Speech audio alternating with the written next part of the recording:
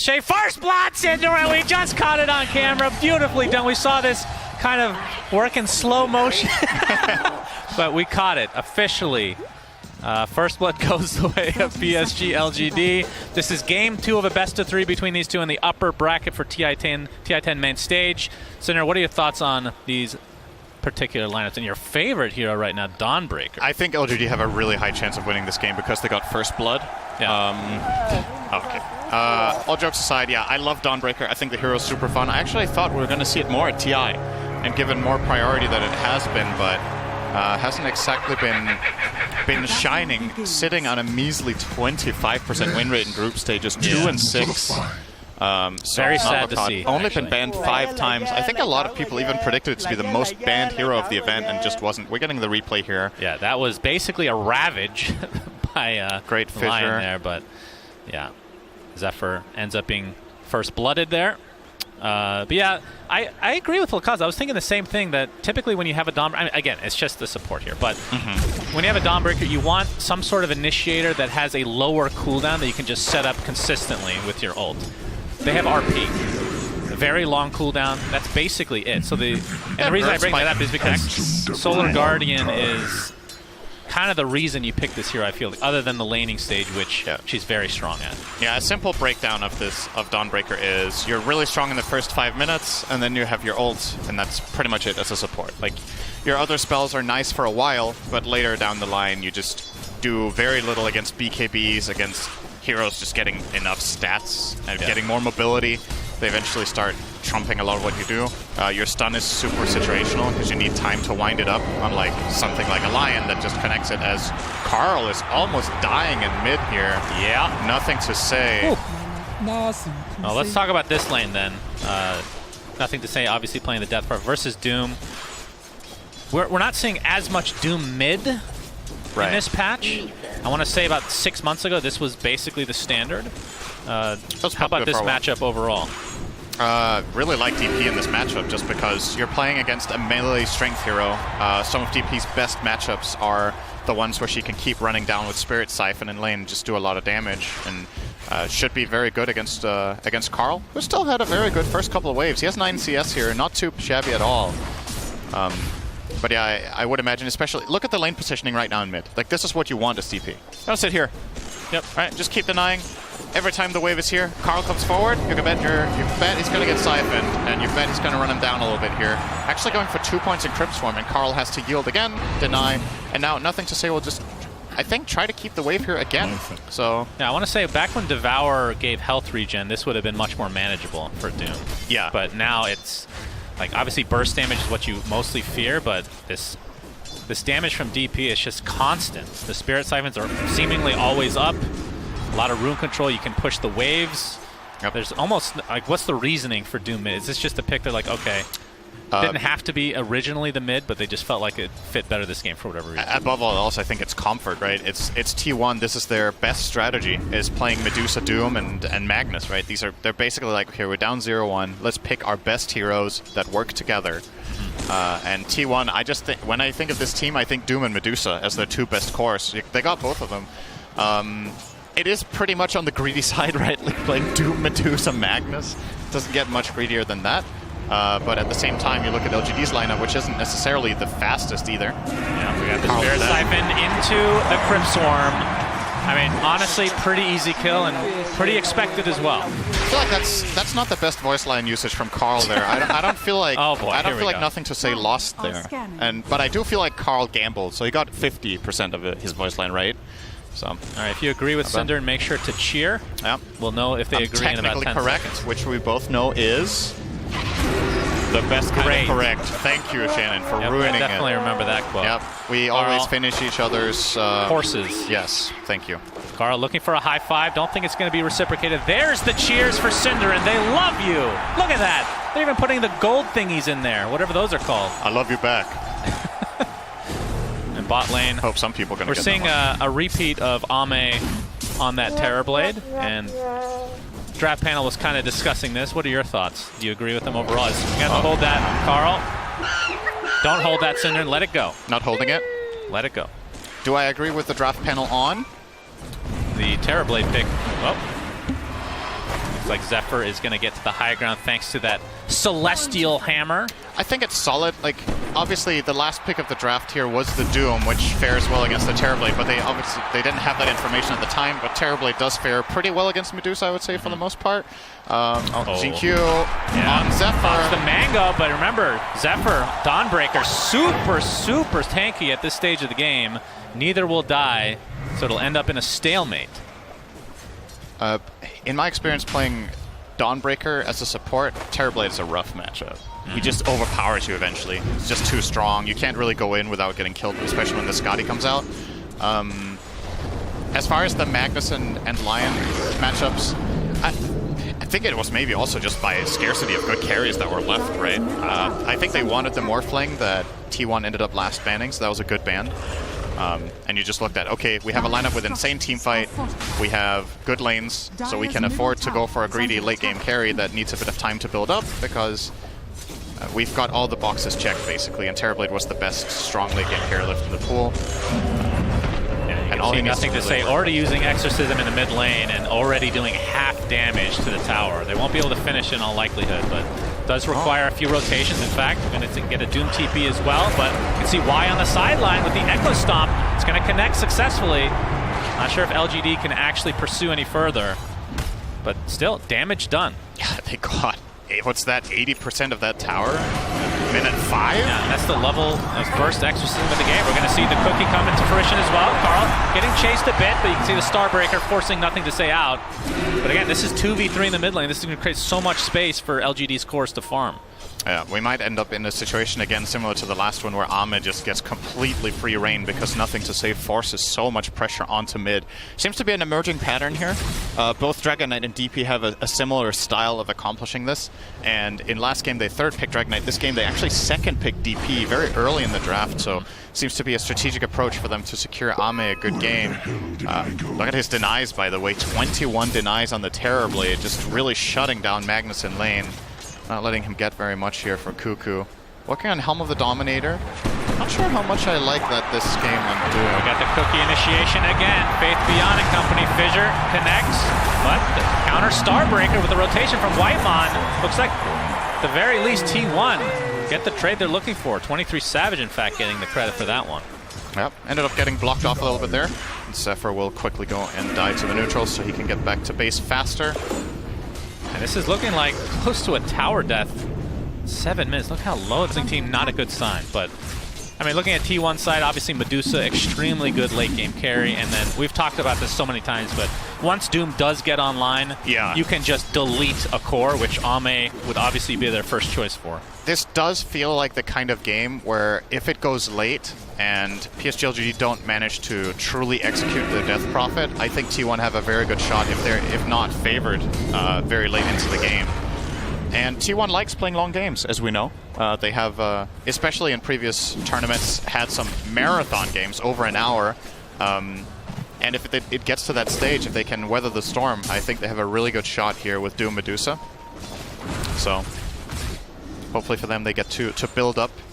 Obviously LGD's strategy is doing very well so far. They have a 1k lead against a Doom mid with level 3 Devour, so effectively against a lot of other strategies you could consider this maybe a 2k lead, almost taking mid tower as well. So definitely on the back foot right here, RT1. But I've doubted their Medusa games before, and they just... Oh no. Nothing to say.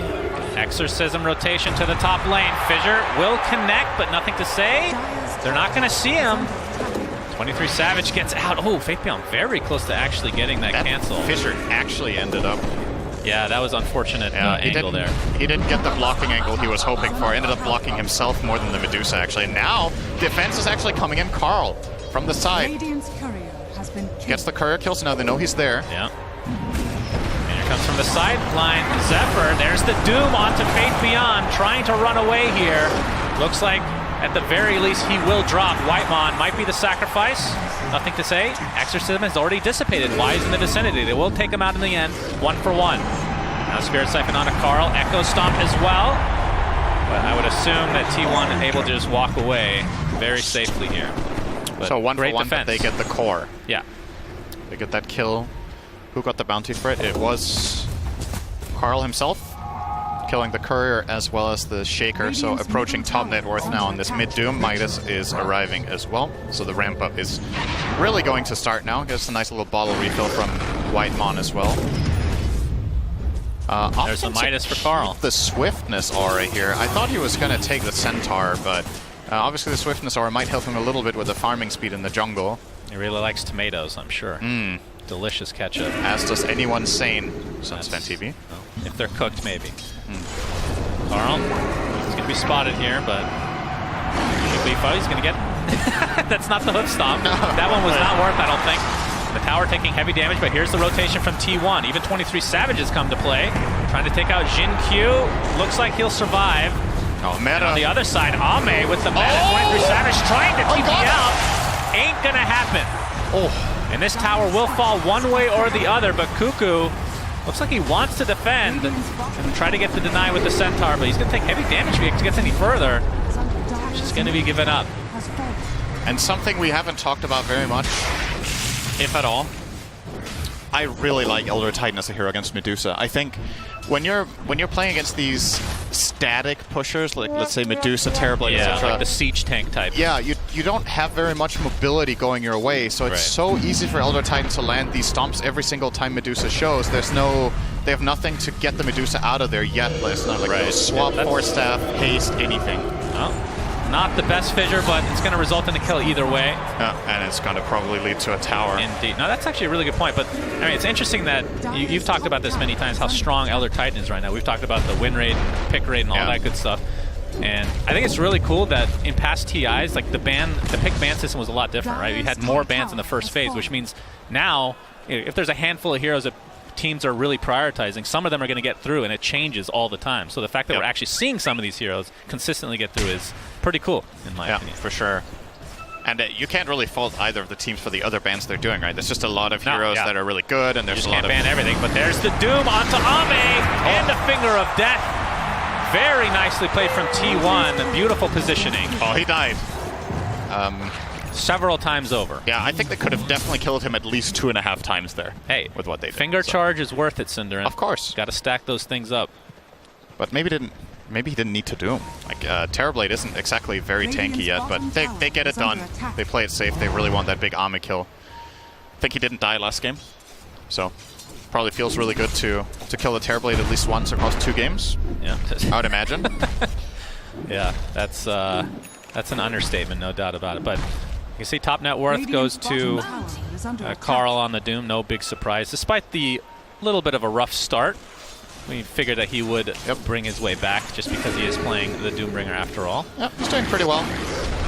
Fake casting his Thunderclap. I think costs a lot of mana, by the way. He actually does cast it here. A lot of they mana? actually changed it. What's a lot to you? No, okay, it used to be like 150 mana. Yeah, I just haven't eaten that creep. I stay away from tomatoes, like I said, so. Makes a lot of sense, actually. The potato, on the other hand. No, and you definitely don't play micro heroes that would take it. That's true. So that's true. You go into the draft screen, you see is Pangolier banned? No, then I pick Pango. Is Pango banned? Yes, then I pick Centaur. So not exactly a lot of variety there. Man, you just ruined my pubs for the next year, Cinder, and now everybody knows my strategy. Some stacks they figured you out with Overworld created here by T1, as looks like that Centaur is going to be able to push the bottom tier 1 successfully. As Blink Dagger already online, which I guess it is position 3, so you're going to get more farm priority for Faith Beyond on this Earthshaker. So we'll see if this is going to end up being go time for them. I mean, they have the Yules on Nothing to Say. I would assume going for BKB. Oh, it looks like Boots of Travel first before the BKB stop. Yeah, it was one or the other, most likely, because he has both of them in quick buy. No, that's the standard build. Sometimes you will see a Kaya Sanj. Kaya Yasha we don't see on anyone, really. Yeah, there's the jump in, blink reveal. It's going to be a kill on Whitemon. If you were wondering what that flying thing was, DP has been changed in 730. It's not a hero we've seen a lot, but the silence is now a projectile. The cast point has been lowered, so it's quicker to cast than it was for the last couple of years, but it needs to travel. So if you're in very short, very close proximity, it's actually better than it was before. That's one of those. For every distance to target is worse. That's one of those skills that That was the longest unchanged skill, basically, like since Dota, other than like the duration and balance-wise. But in terms of how it works, conceptually, it's been the same forever. Yeah. That is an OG right there for sure. I have a bit piece of trivia for you. Oh boy! Can you name a hero that has the exact same spells that it's had for the entire history of the hero? Sven? No. I mean, Warcry is slightly different, I guess. All right, I had to think about this one. Don't tell me. We're gonna have a 4-man smoke here from LGD. Carl is gonna break it. Faith Beyond jumps in. Solar Guardian is coming, but you can see the immediate doom into the Earth Splitter, though. Looks like they're gonna be able to get the RP off as well. Faith Beyond drops to the deck. Finger of Death finishes off. Nothing to say. And T1 showing up in spades here. Have a 3K net worth lead. Make it 2 as Jin Q. Shockwave into the Centaur. Mana Drain to follow. And another, whoa, okay, Echo Stomp. Delays the inevitable, it seems. And that is a quick 3 kills for T1. Now, Y on the run. He is fine. Potentially some damage up to this tier 1 mid as well. Very good stuff there from T1. Just so fast, right? They immediately see any sort of opening. They just pile on. They use all of their key ultimates here, but it's well worth it. So this Echo Slam doesn't clip the Doom, so immediately gets doomed. The Solar Guardian comes in, and they just connect very quickly. And this RP is what seals the deal. They get nothing to say. No good way to cookie him. Very, very well done by T1. Yep, good execution. 4K lead. They're in a great position right now. Quick fingers from Carl, as always, as we're going to see another kill on the Snapfire here in the replay. So where were we with Sven? Sven used to have Devotion Aura. Okay. Used to have an armor aura. I don't remember that one. That's before my time. It's a very old spell. There is a small handful of heroes still, I think. I want to say it's less than 5 that have the original spells still. Like entirely, basically only number tweaks, but still same concept. We have a pig pole usage. Faith Beyond. Very nicely done as Roshan is being attentive despite being down 4K net worths, and they're in LGD. Looks like they're going to get it. Yeah. T1 not expecting this. This is basically what happens when you pick these massive ultimate lineups against a team that can kill Roche, right? If you don't manage to get the Roche off it, they're going to go and take that objective. So very good awareness here from LGD that they can get away with this. They're going to give it to Ame. So unfortunately for LGD, I guess you could say unfortunate. I don't know if it's unfortunate, but both of their Aegis carriers are transformation-based heroes to an extent, right? DP's ulti doesn't transfer through Aegis. I think there was a time when it did, I want to say. I don't remember that. But I'm pretty certain. Anyway, but they're going to give it to Terrorblade. And Terrorblade, in many ways, is probably one of the best transformation heroes to have it on because of how much he still does with his second life. He has Reflection, he has the Sunder, the Conjure images as well. Late game, when you get Ags, he gets basically a few seconds of meta anyway. As Dead Dawnbreaker. Yeah, super dead. Just see, that's a position 5. Yep. Still takes a while to kill. She's beefy. Yep. Good strength gain, has the mech that he didn't even use, so could have taken a little bit longer to kill, but let's save it for a rainy day. Actually, might as well have used it. It would have probably been ready again, but relatively irrelevant. 23 Savage now pressuring this tier 1. It's going to force out the fort, as Faith Beyond does have Echo Slam back online. They're a little bit cautious about pushing here because the PSG LGD heroes went missing top. And from T1's perspective, they could have easily smoked or TP'd mid-tier 2 to set up a defense here. They didn't. Now finally Faith Beyond is going to go in and defend. He almost let the tower fall to creeps, as a matter of fact, before he got the confidence to go here. I guess at some point you're just like, okay, they must have left, right? Yeah. But he didn't have a ward seeing T1 backing off, so he couldn't confidently go and cover that tower. But PSG LGD understand how important it is, and even though it is in deny range, I reckon they will keep it standing here just for the vision and the potential TP control later. The glyph is on a very long cooldown, however, so still think 23 Savage will want to go there. But it can function effectively as a bait, right? Yep. When you're playing against a team and there's a mid-tier 1 tower and all these teams know, this is potentially a huge kill. Oh, double pumping on the Doom. Doesn't want to doom him. He doesn't know where the backup is of the team, and of course there is the Aegis. Yeah, that's true. No Aegis there, that's an instant doom for sure, but yeah. So it ends up negating that smoke attempt from T1. Yep. Still 3 minutes to go for this Aegis timer. Who were we casting? Was it yesterday where they weren't afraid to go all in on that Aegis, on that high ground? Yeah, that was IG against Spirit. Yeah. See the meta popped, and tier 2 tower taking heavy damage as a result. They finally does T1 that mid tier 1. T1 gets that mid tier 1 Cinderin. Very easy to say. Yep. As Scotty looks to be next for Ame. And yeah, this is just going to be given up. Again, just respecting that Aegis. Pig pull on Whitemon now. Does each team have one? Sometimes I wonder how they get their ideas. Like, who came up with that? Why Probably does it have to Slacks. squeal like that? Probably Slacks. Yeah, probably. I mean, he came up with Lycan Ag, so Yeah, thanks. Slacks. anything's possible. Which we're not actually seeing much past, I want to say, the first couple days of the group stage. Started to fall off a bit. Basically the thanks Obama of Dota is thanks Lex, I think. Pretty great idea, Lex. Thanks for that.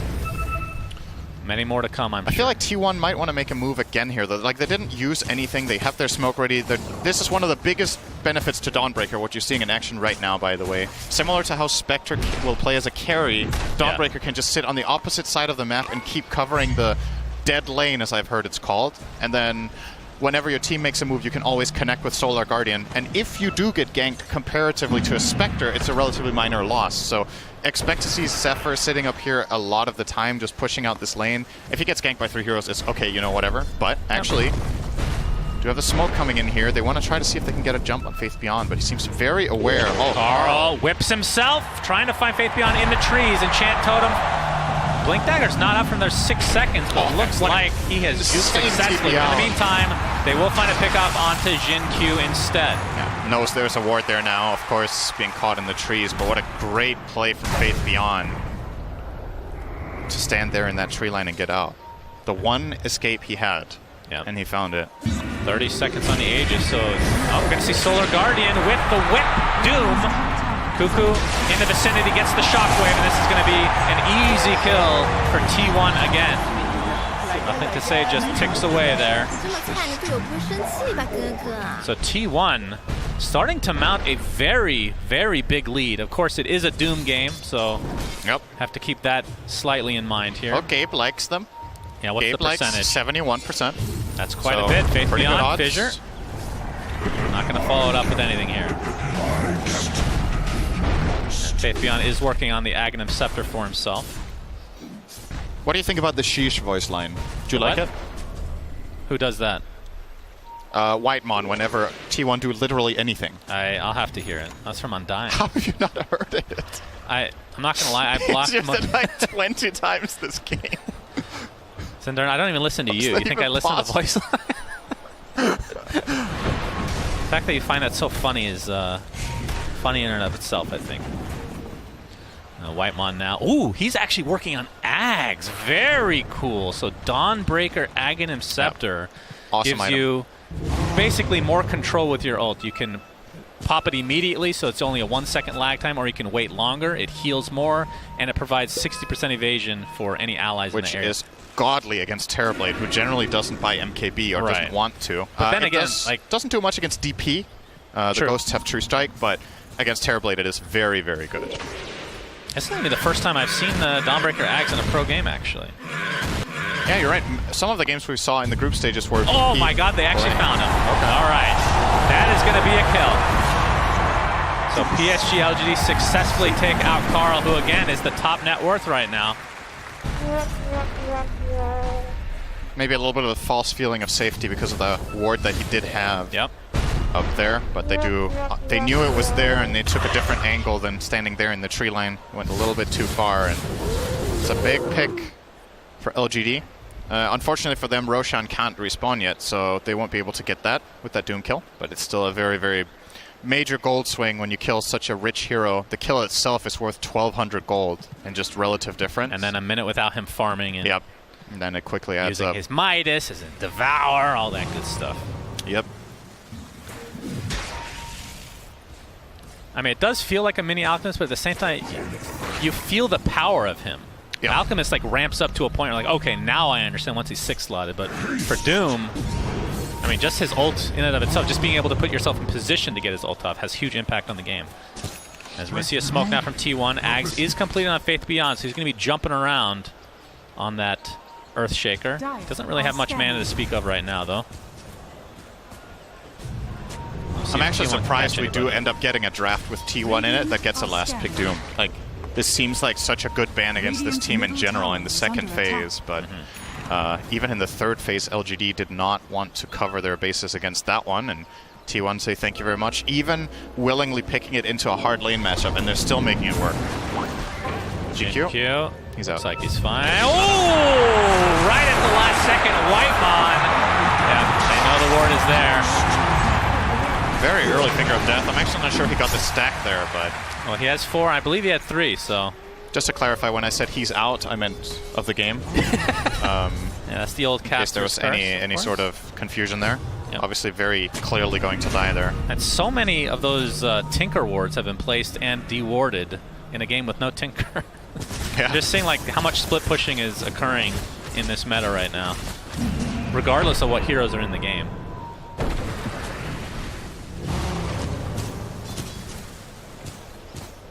Now, let's do some item progressions here. So, Ame has the Scotty S and Y. Close to BKB. Yeah. Just about 1,000 away from finishing that. Looks like nothing to say. He has his Boots of Travel, BKB Yules, and Shivas, so this is, like you said, was very standard build overall. Kind of surprising to see them smoke here, don't you think? Like, he's 800 gold away from BKB. Do they feel cornered enough that they have to make this move? I get that you have the 9-second BKB on DP, but getting the 1 on Terrorblade on top of it would be really good. I guess they need to cover the area because Roshan can respawn any second now. So maybe this is just by necessity. That's got to be it. If Roche couldn't be up, I don't think they do the smoke. Good Savage, Fissure into the Enchant Totem initiation. Nothing to say it's about his BKB, but he just runs away now. Oh, why did he BKB? A little bit of a misstep here potentially from LGD. We'll see if T1 can take advantage. It's now 23 Savage. You can see his build. That's why Scotty just picked up that BKB. This is really one of bad the news few from mistakes LGD. from LGD we've seen. BKB and Exorcism for what? Like, now you can just lose Roche in 30 seconds. You won't have one of your cores effectively. Yeah, Carl wants to jump in. He does so. Gets fissured immediately into the angle side, but there's a Solar Guardian. Will he live? Finally, the right clicks will be enough to take him out, but the RP onto 3 heroes into the skewer. 23 Savage is going ham here, but finally the Sunder comes out from Ame as 23 Savage forced to TP out, but no, the BKB ends and he gets canceled. The right clicks are there along with nothing to say. With that Spirit Siphon, 23 Savage trying to hold his ground, but eventually these right clicks will be too much as Ame just continuing to pound upon him, but nothing to say is the one taking most of the damage from Medusa. One more right click will do it. He dies along with the double kill from 23 Savage, the buyback onto the Elder Titan. Ame getting extremely low, finally dropped to the deck. As this is a complete disaster for both teams. Everybody's dying. Finally, Zephyr TPing out will be successful. It feels like everybody died.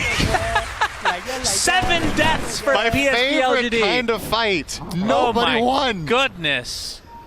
Everyone goes out a loser. Huh. Wait, who gained net worth there? Somebody must have gained something. Well, it looks like LGD somehow did, despite the big winner was Terrorblade with 1,100 net worth gained. Very overall. good. What an insane fight.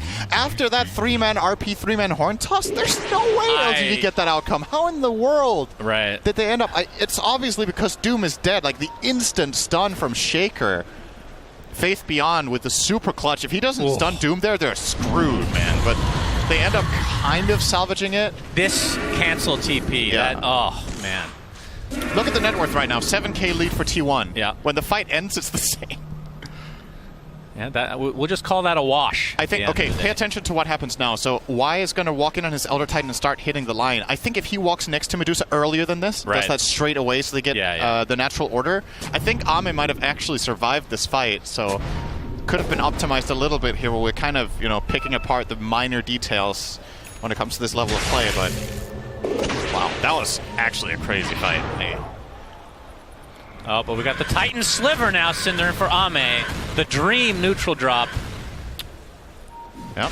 currently has obviously the Paladin Sword. I would imagine he wants to swap. Does he want to keep Paladin Sword just for the lifesteal? He is currently not changing. really. Usually you do see Terrorblades gravitate toward Titan Sliver for a couple of reasons. First of all, your base damage is insane in Metamorphosis, so you get way more damage out of that item than most heroes do. Secondly, your hero is primarily susceptible to disables, so having the status resistance helps a lot. And it gives magic resistance on a hero that has a lot of armor. It's like incredible. This item was made for this hero, basically, but he's still opting for the Paladin Sword because he wants the lifesteal. I guess against Doom, he might feel like that's more valuable. He's not queuing up a Satanic either, so maybe the fact that he's not going lifesteal right now. And maybe he has to go MKB because of the Ags on Dawn, and then he will get the fact that you have to do that because of position 4 bot Ags. Yep. Kind of crazy. But we did see the impact there. I think he didn't hold the Solar Guardian for that long. And we talked about how it's really just RP setting that up if you want to actually extend the duration. Okay with Lion on a single target, but it's not the greatest, I agree. As we can see, smoke now from PSG LGD. So despite that fight being a wash, you can see T1 continue to pull away just a bit in terms of net worth. And that's what happens with Doom and a or a mid-game to late-game Medusa. Just becomes really hard to handle. And Roche is being attempted. Let's see if LGD can actually contest here. Well, they can keep doing that. Yeah, I mean, Elder Titan might be the best hero in the entire game at contesting Roche. He is the king of stalling together with Tinker. It's already a half health, though. Old Tinker, this is I the should Aegis say. and Shard. Scouting it out with the Astral Spirit. Getting the massive damage to come, I'm sure. Echo Stop will miss, though. Actually, are they just going to give it up here? It looks like PSG LGD are not committing to the pick. Yeah, they're showing Faith Beyond close to the tier 2. Yeah? I mean... BKB? Yeah. All right, They force out the BKB, but yeah, you're right. This is just completely left for T1 now. So Aegis, Shard. Shard will be consumed by Medusa. So that's going to be the single... Oh, Doom on to nothing to say. In the meantime, Carl, see if they can actually pick this up. Cuckoo does get off the horn toss, and a finger of death from Whitemon is enough. So, I mean, typically when you're going for Roche like that, the other team gets a pick up, but in this case, T1 gets both. I have a fun fact for you that I just realized. The one game PSG LGD have lost this tournament, they had DP. Oh, really? Yeah. Well, they actually had DP surely in that they game picked DP as well. more than once. And they first phased it here, so... Well, not saying they're going to lose this game, but it is looking very good for T1. Absolutely. They're sitting on Aegis 12k gold lead, an insane late-game lineup, which, to be honest, LGD can match for a large portion, but at some point it just feels like when this Doom goes a little bit further and gets that refresher, he should relatively easily be able to get at least one of his Dooms onto Terrorblade.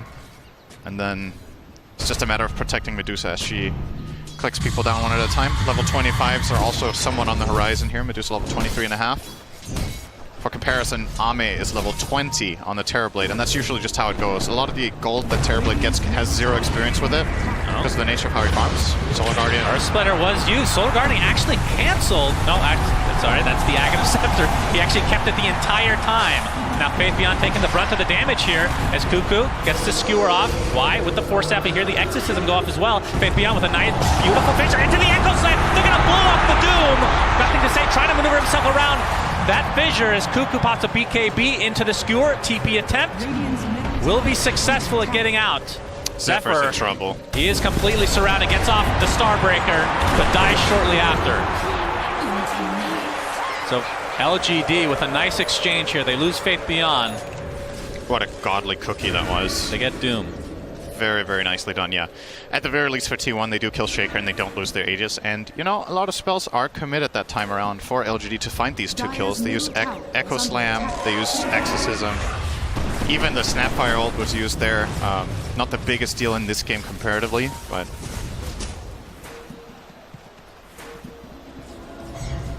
might mean that T1 are ready for their own move in 30 seconds. They're actually moving out relatively aggressively with 3 heroes here.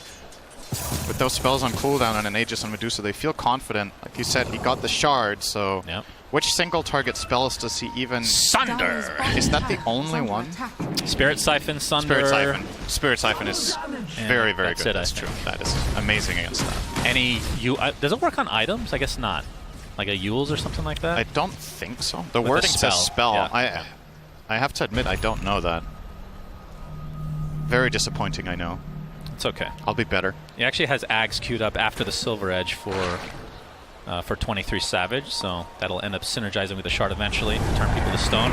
But on the other side, Ame did complete the MKB like he talked about. I would assume... Okay, he actually is going for Daedalus next, so just raw damage for the most part. Still no lifesteal, which is why he's still continuing to keep that neutral item. Yeah. It's not often you see no lifesteal as an actual item purchase on a I'm TV being told display. by chat that it does work on items, so there's a 50% chance that it works on items, probably. Oh boy. We're going to assume that chat is always right. Good job. So we'll say it does work on items. Good to know. I'll believe it when I see it, though. Uh-oh.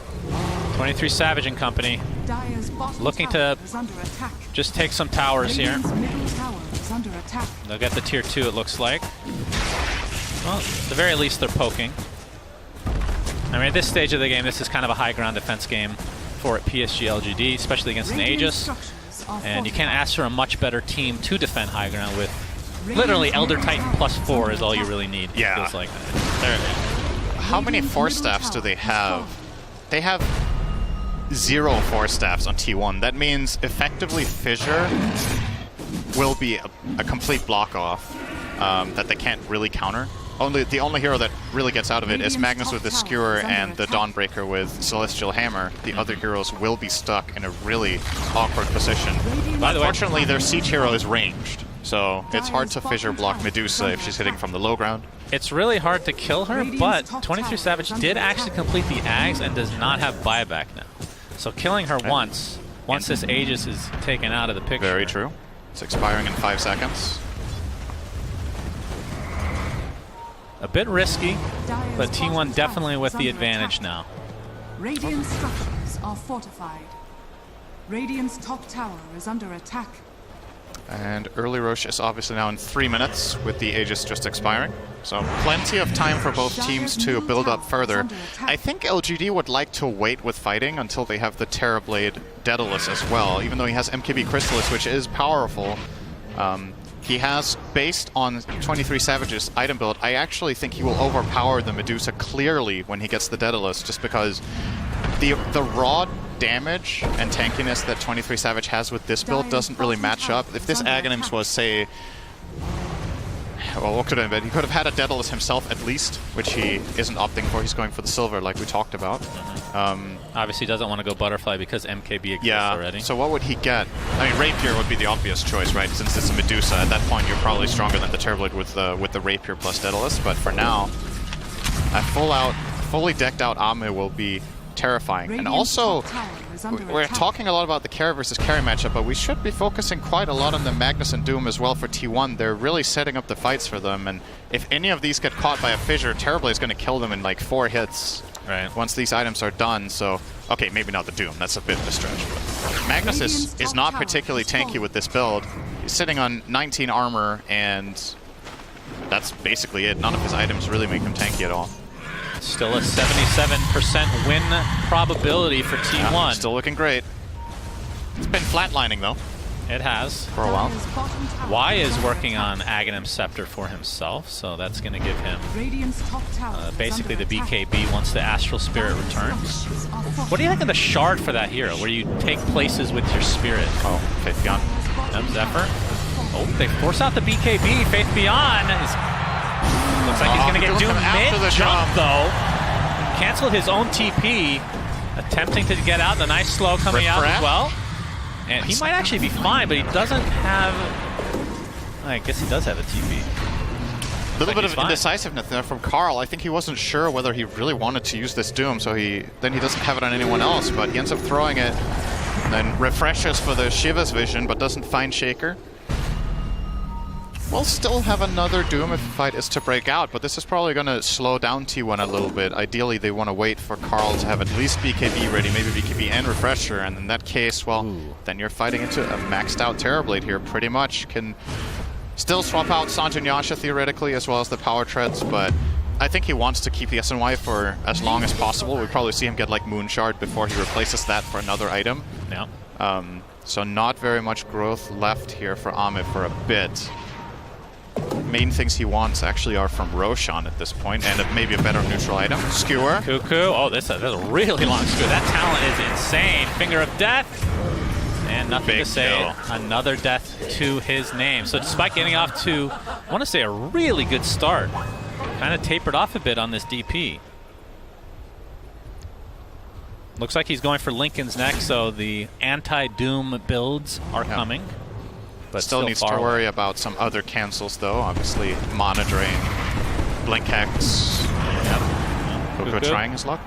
Good attempt there. 60 seconds for nothing to say to come back. Does have buyback, though, and still with his ult intact. There's 23 Savage now poking. There is an exposed fissure angle when 23 Savage is standing on the high ground there to get off the attacks. Obviously, they had no wave, so they couldn't get vision any other way. Needs to be a little bit careful about the Shaker block on that Medusa in case. Third Roche is up. So, Echo Slam. This is for a Dawnbreaker. Fissure to follow. He's actually going to heal himself and be fine.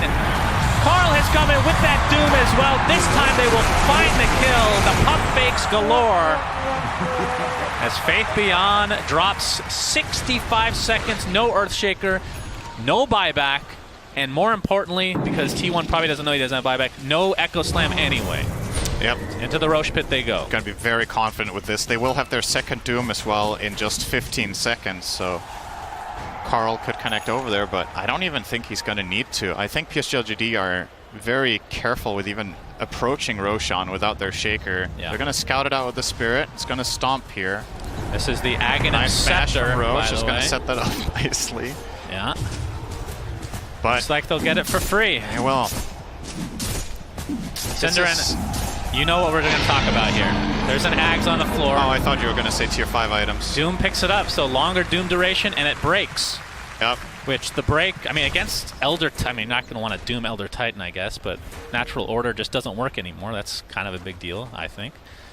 Other than that, break doesn't really do anything, does it? It's just for the 6-second extra duration. Unless I'm missing something. Cuckoo. Oh, he gets the ARP. Oh, no, he hard toss after! The wrong direction. Oh, boy. We need wards. Yeah, that's quite not my fault. We don't have wards in their tier 4 tower. Yeah, a little bit of miss. I mean, it's just the wrong angle, really.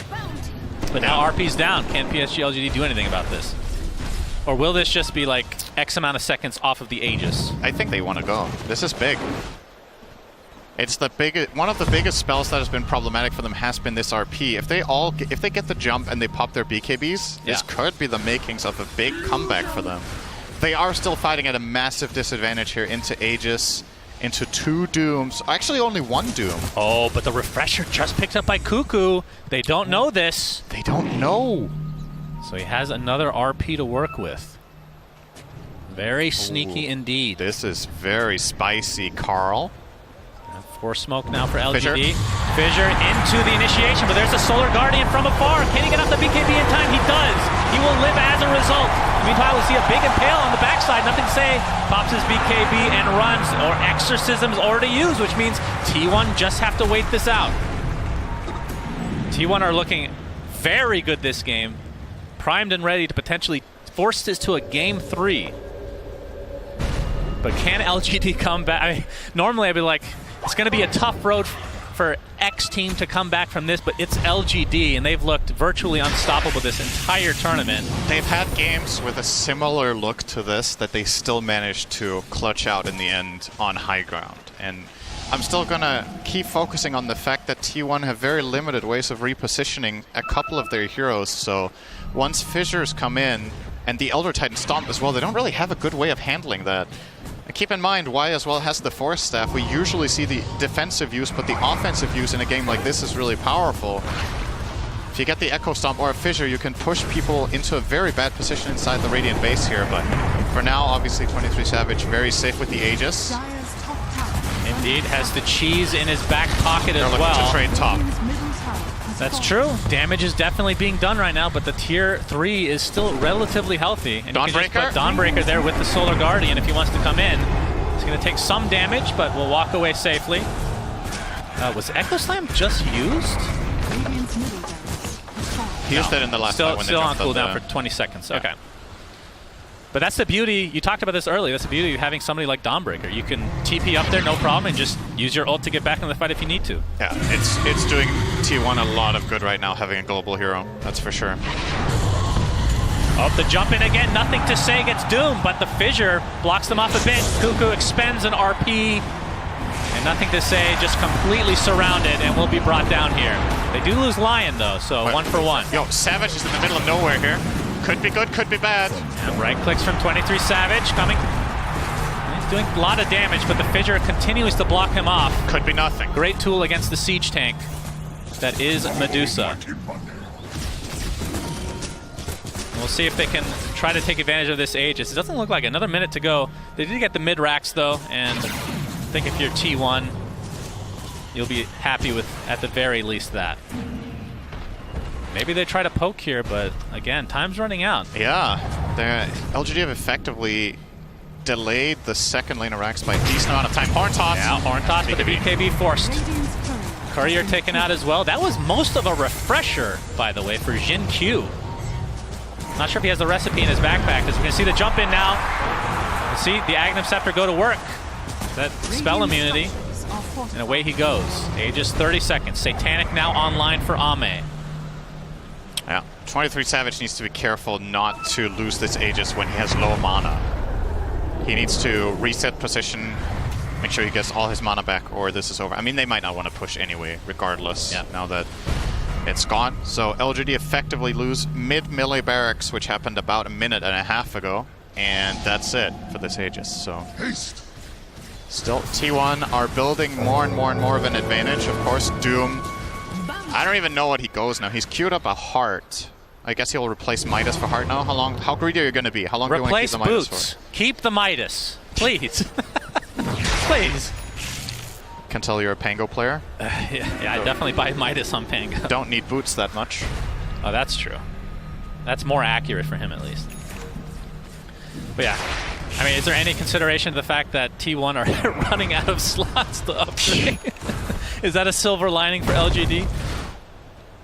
I suppose to an extent. It is still hard to end this game, I think, for T1. That's like the silver Radiant's lining. Your top team is tower is insane on under high attack. ground, and anything can happen in super late game Dota. So a lot of the time it comes down to which key core just gets caught by something. Like when the net worths are this high and the buybacks are that expensive and the damage is this crazy. I mean, look at this, Cinderin. Level 25 position 4 Dawnbreaker. Ame, position 1, still 24. Yeah. That is... He's not finding a lot of experience around on the map, that's for sure. It's just mainly the illusions pushing out lanes, so... And it's a good point. The 25 on Ame is actually very important. Those talents are insane. Yeah. In the late game, you either get the 35 seconds more frequent Sunder Which would or you go for in this 20 game? meta duration. I don't know, actually. Getting the Sunder down to a 6-second cooldown sounds pretty crazy, but you're still playing against so many lockdowns, right? So you probably take the meta duration. I don't know. Yeah, it's a tough call. If you get Doom, then the decision might not even matter, right? Right. 23 Savage has a refresher for himself now, so double BKB, double Stone Gaze, double Silver Edge. Dire's Wow. courier. Yep, strong stuff, I know. Oh, Zephyr is going to be spotted out. That's the Demon Zeal popped. They're going to be able to take out Dawnbreaker in quick succession here. Carl looking to potentially go in. Pops the BKB. Nothing to say, does the same. Doom actually applied to Ame, but he's already in meta form. I think they'd be fine to fight here. Carl has used everything. T1, there's a huge RP from Cuckoo, though, and the right click from 23 Savage just decimating LGD. Earthshaker buys back into the game. Second RP onto Ame. He's stuck in place, but there is the lifesteal. And look at how much damage he actually does. He is getting kited from afar, though, as 23 Savage with that split shot modifier going to work on LGD overall. Can they stun lock Ame enough? Zephyr getting right click down from far. The Sunder Talon was definitely taken, as you see Ame use it multiple times. Faith Beyond's finally come back to the fight. Trying to kite Medusa as much as possible. Ame, all he can do is try to lifesteal. It's not going to happen, though. Double kill for 23 Savage. Finally will go down. Does have buyback, and Ame's going to expend his. So Jin Q working on Carl right now, burning down to that Infernal Blade. Fissure, nicely done. Blocks off Carl completely. Faith Beyond on the wrong side, though. Why? Carlos, no buyback. Still has that magic immunity. 23 Savage buys back in the game. Looks like they want to try to finish this one way or the other, Cinderin. And there, Carl jumps in on nothing to say with the finger of death. Down he goes, double kill for him. Buyback again from LGD. 5 versus 5. Assuming nobody has buyback at this point. Good Gaben. And they continue to fight here, or do they want to back? Oh, the Fissure on the wrong side. Oh. Provides enough space for 23 Savage to get away safely. This game is insane. 27k net worth lead, and this feels so even. Who even has buyback anymore? Does anybody? That's the question. No. The only players who didn't use it are... They all did? That is a 10 kill, 10 buy. The first of TI-10 and maybe ever, actually. That is insane, man. Oh. Sheepstick now. Oh, sorry, I can't hype up everything. Sheepstick picked up by Doom. And that's a double Sheepstick, double everything. And he is This is going to be the item out now of this game, I think. Whitemon with the Aeon Disc. I think we might see more players pick this up in this game if it goes longer. When you're without buybacks, that is essentially your second life. Oh, any boy. kill now is huge. Yes. No buybacks. Literally any kill. PSG LGD playing it safe. I just can't get over the fact how even that fight was. That was 30k net worth deficit. How is that possible? I think it really showcased how much stronger Ame is than 23 Savage in a raw fist fight. Like, it took him so long for the Medusa to finally kill a TV. Oh, Roshan. Well. Number 4 has the Aegis, Cheese, Ags, and Refresher Shard this time, which for T1 is very nice. Echo Stomp being shown here. LGD. This is a really big moment Looks for T1. like they're coming to potentially contest. It's already at half health, though. There's the Mortimer's Kisses from afar. That's the talent. Look at how much damage that is actually doing. Carl has to be careful. There's the Solar Guardian. Has to be used to try to defend Roche. Earth Splitter's there as well. Looks like they'll finally get Roche eventually. He's not going to say to pop his actions in the jumper from into the Echo Slam. Roshan is taken out. Who the hell got the Aegis? That is the first step for Dawnbreaker. Refresher on the ground, for God's sake. Faith Beyond's going to take a tumble with the 1-for-1. Aegis claimed by 23 Savage. LGD need to reset. Cuckoo not able to get the right horn toss. Was on an illusion. So T1 getting the better of that, I do believe. They got the Aegis. I can't keep track of these items. 52 minutes in the game. 1-for-1? Oh. What that Echo Slam was disgusting. That was such an ugly setup too, right? Like you shoot the, you start the Mortimer Kisses, which he's level 25, so he has the strong talent, and they use it to chain with stuns, Fissure into Enchant Totem into Echo, so that Jinkyu did insane amounts of damage in that. He did the most damage out of anyone. Whitemon was just gifted an Axe, by the way, so you're going to get the AoE Finger of Death. He has 7 charges of Finger. Who got all the stuff from Roche? Well, Aegis for Aegis Medusa, on Medusa. obviously. There's the cheese. They don't have the cheese. Where's the... What else was on it? Ags was on it, and Refresher Shard. I don't know who got that. Where's the shard? You can keep track as I watch buildings die. 50 seconds of no Faith Beyond, 50 seconds of no Dawnbreaker. Of course, a little bit more concerning for PSG LGD, considering 23 Savage and company are in their base. So they're gonna get their second lane of rack. They can't go for Megas. The tier 2 bot still remains after all this time. That is actually shocking. In fact, just gonna go for the tier 4s for now. 23 Savage approaching level 30. Gonna be a pretty massive power spike for him. Yeah, Carl as well, that is true. So they get 1 tier 4.